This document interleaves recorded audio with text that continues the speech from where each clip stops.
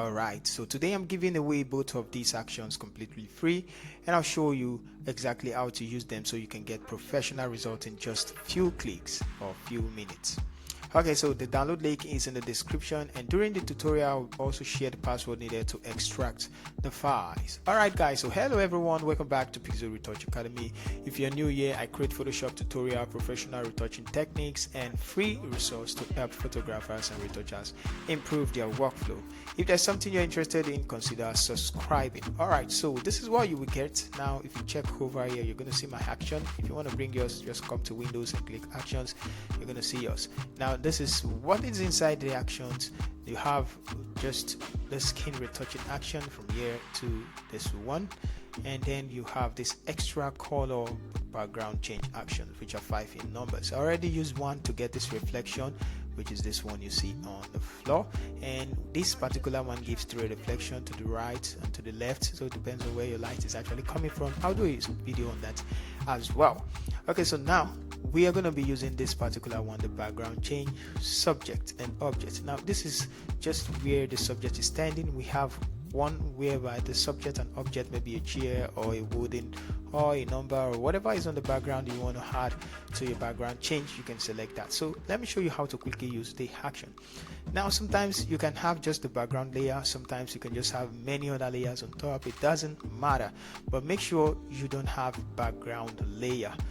When you have a background layer like this, let me just change it to new from background, something like this. Please make sure you do it like this. Make sure there are no background layer inside of it. So let's go ahead. First of all, you need to select the subject. So if you're selecting the subject, or you're selecting the subject plus something else, maybe an object in the background, because you want to add that to your new background, you can also do that as well. So yeah, I'm just going to select the subject only. So come here, select, I'm going to click select subject. Now it's going to take a while. Photoshop is going to select the subject. Purchase your tracks today.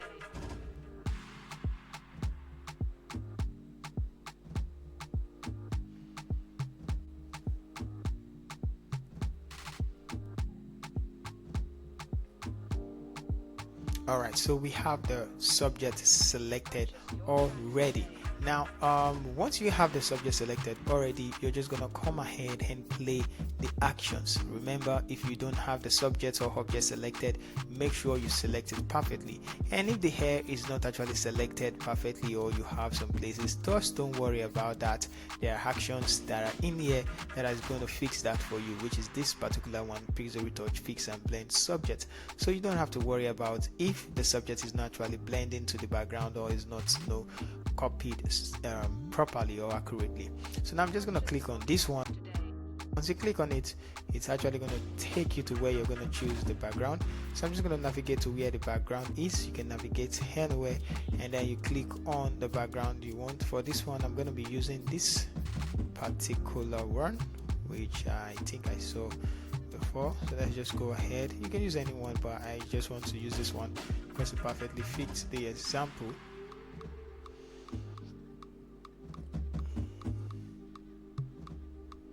Alright, so this one.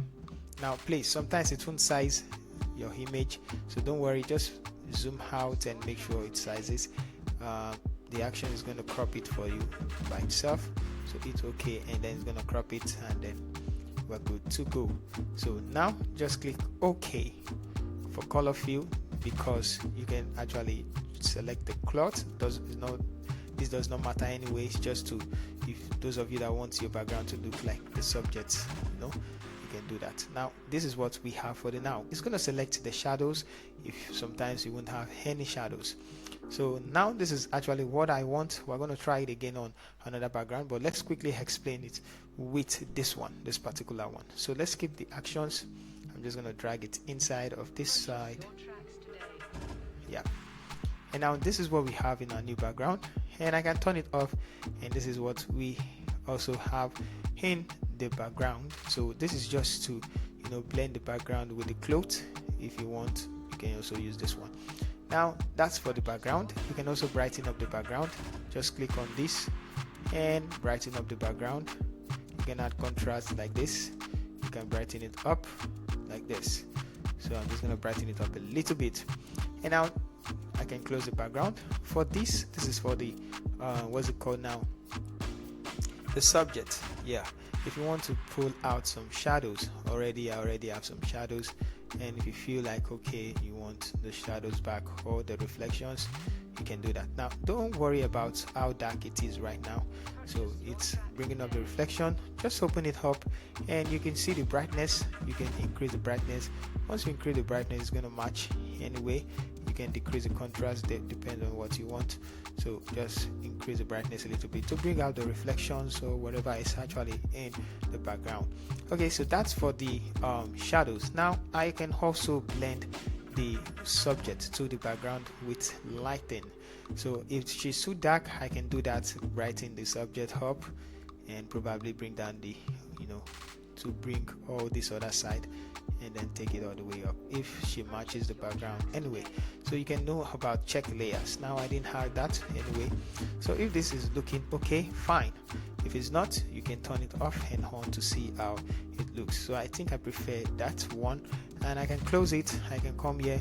For this one, I can blend the subject if I want the subject looking.